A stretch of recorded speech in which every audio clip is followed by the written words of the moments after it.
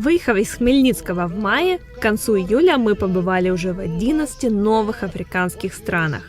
Раньше для нас Африка была просто Африкой, одним целым одинаковым континентом.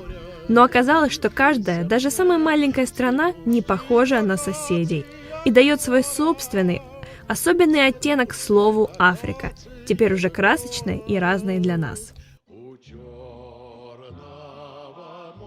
Если про Гану и Кот-д'Ивуар мы еще что-то слышали, то про Того и Бенин практически ничего.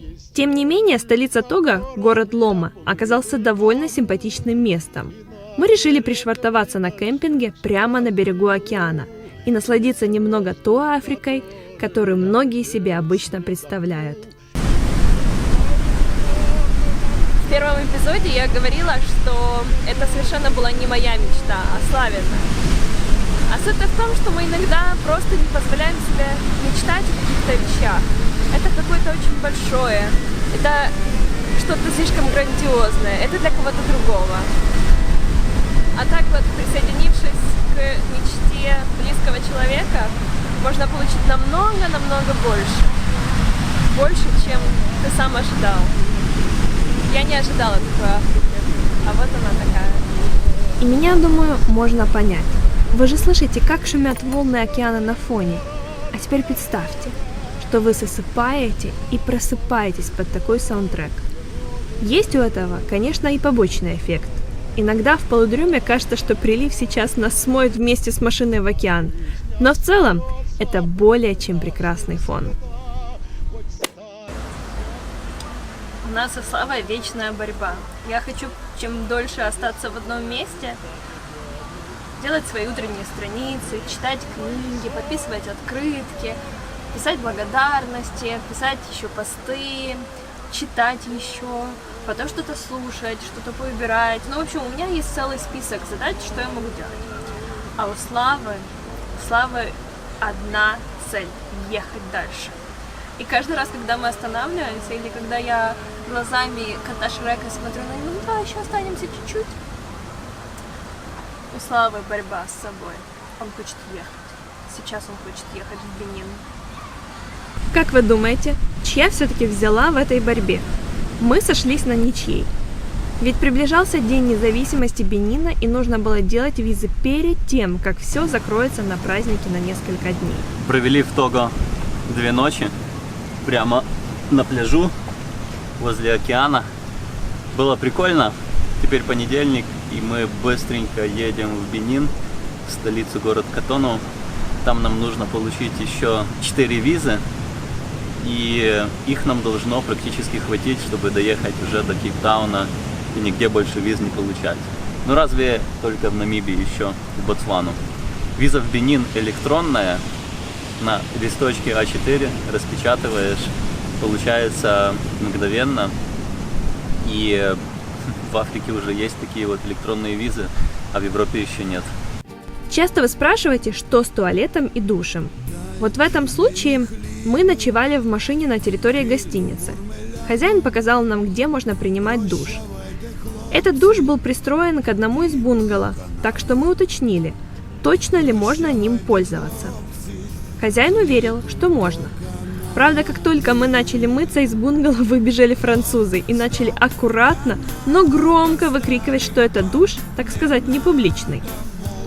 Это, в принципе, объяснило, почему там в душе сушился чей-то купальник. Но что поделаешь, эта ситуация нас повеселила. Это же Африка. Еще часто принято считать, что в Африке белых обдирают на каждом шагу. В принципе, такое бывает. Но бывают и абсолютно другие примеры. Помните доктора из Буркина-Фасо, который отказался принять деньги в благодарность?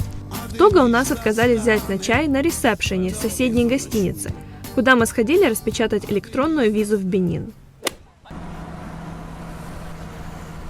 Между столицами Того и Бенина ехать всего ничего, каких-то 150 километров. Полчаса на границе, и мы уже в Котону. Трафик, конечно, интенсивный, все завешено флагами, приближается День независимости. Тем важнее успеть с визами побыстрее. Продуктивный день сегодня. Я вымоталась. Моя батарейка села, и нужна подзарядка. Сейчас подзарядимся в индийском ресторане. Но сегодня у нас плюс одна страна, плюс одна виза в паспорте и плюс на одну визу поданы документы. Я считаю, результат неплох. Оптимально. Оптимально. Привет из Котону, Бенин. Второй день в Бенине. И нам еще нужно податься на 2 визы. Но утром хочется кушать. И мы решили рискнуть, не успеть сегодня сделать визы, но зато успеть покушать и начать утро хорошо. Но на самом деле риск небольшой. Мы должны справиться. Основная виза, которая была нам нужна – Камерун. Дело в том, что раньше ее можно было легко получить в Нигерии, но в Камеруне началась гражданская война, когда мы уже были в пути. Главный погранпереход перекрыли, а консульствам дали инструкцию не выдавать визы автомобильным туристам. Чуть ли не единственный вариант был притвориться, что мы летим самолетом прямо в столицу и податься на визу в Бенине. Так мы решили и сделать. Но не ожидали, что консульство будет посреди каких-то трущоб и болота, за дверью, на которой просто приклеен листочек А4 с надписью «Арифлейм». Отдавать паспорта было очень стрёмно, но другого варианта нет.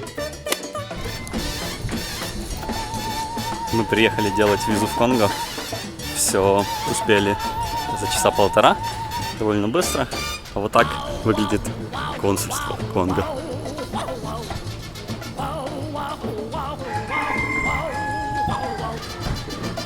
Впрочем, время у нас было не только на визу. Пока наши паспорта были в обработке, мы решили сгонять на легендарное село Ганви, которое находится полностью на воде. Туда нужно было добираться на лодке. Мы в селе Ганви, которое расположено на настилах на воде. Сейчас добраться туда можно только на лодке. Поплывем, посмотрим, как это все выглядит.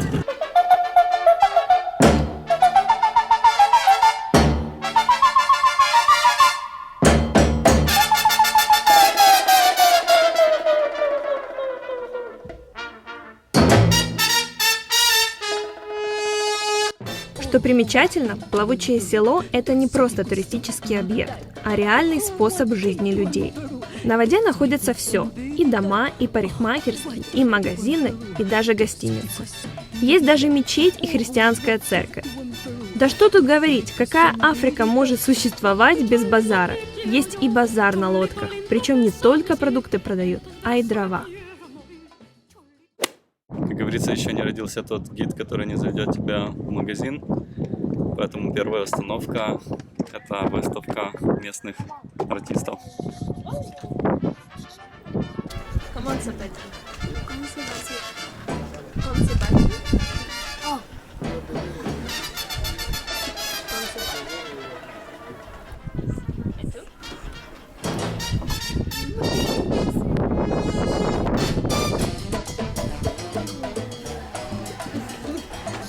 Общаемся с местной ребятней, просили водички, мы им отлили в бутылку, не знаю, нужна им вода или это такой спорт, но нам не жалко.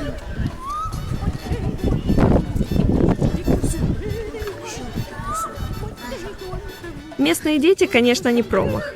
Увидев что-то у меня или у Славы в кармане, не упускают возможность попросить. В целом, было интересно посмотреть. Не знаю, что заставляет людей жить в таких местах до сих пор. Ведь такой способ жизни не самый оптимальный. Возможно, это традиции. Людям тяжело менять место жизни, тем более, если они там жили поколениями. Мало кто любит изменения, а тем более умеет к ним адаптироваться.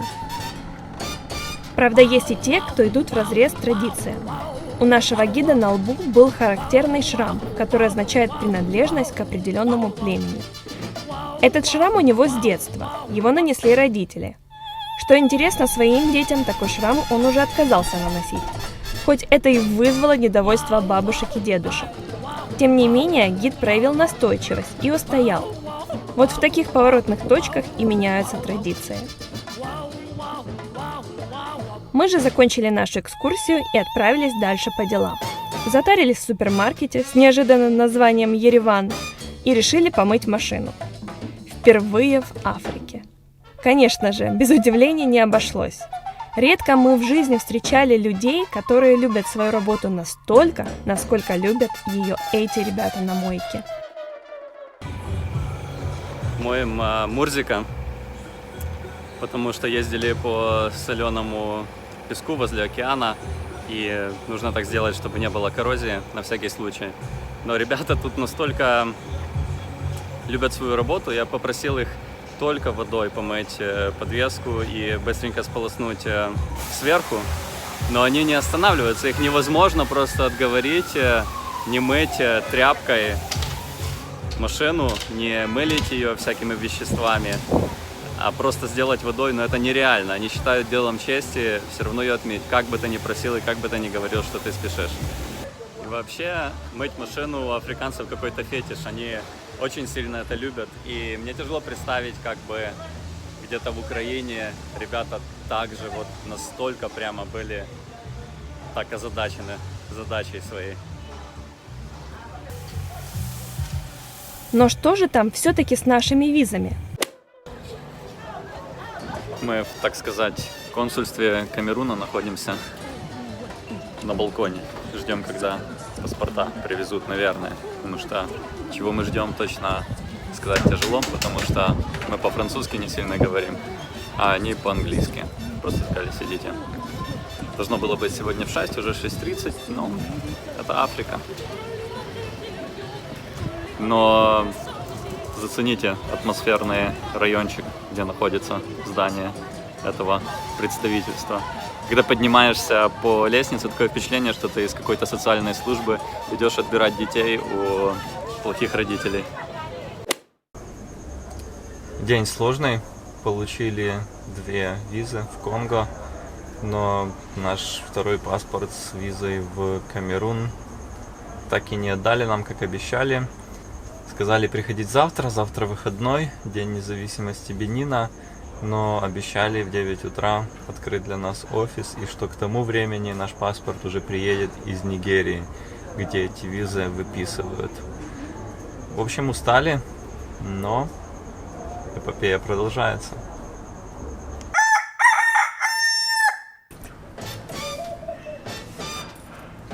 По моему радостному лицу, наверное, видно, что камерунскую визу мы все-таки получили. Наш паспорт успешно довезли из Нигерии, хоть мы и прождали еще утром час, но пришел человек, говорил, что у них праздник, и он так старался, дайте мне еще на пиво. Но это представитель Камеруна в Бенине просил на пиво. Но отдал все, мы и так много заплатили за экспресс-сервис. Теперь у нас есть все визы, чтобы доехать до Южной Африки, и я этому несказанно рад. Скорее всего, завтра отправляемся дальше, в Нигерию, страну, которая мурашки по коже дает нам. За 2 месяца путешествия мы встретили очень много людей и, конечно же, говорили про наше путешествие, о местах, где сами эти люди были, и пока еще никто не сказал ни одно доброе слово про Нигерию. Вот мы туда едем. Впереди Нигерия и, наверное, один из самых страшных моментов нашего путешествия. Нам предстоит пробраться через зоны с повышенным риском похищения белых людей, протиснуться между зоной под контролем бандитов и территориями исламистов-экстремистов на севере, да и просто как-то выжить на их жестоких дорогах. Как это все будет, узнаете через неделю. А пока сделайте нам услугу и прямо сейчас отправьте ссылку на этот эпизод в какой-то чат и поделитесь удовольствием от просмотра со своими друзьями. Ну и, конечно же, обязательно лайкайте и комментируйте видео на YouTube. Мы на вас рассчитываем. Пока!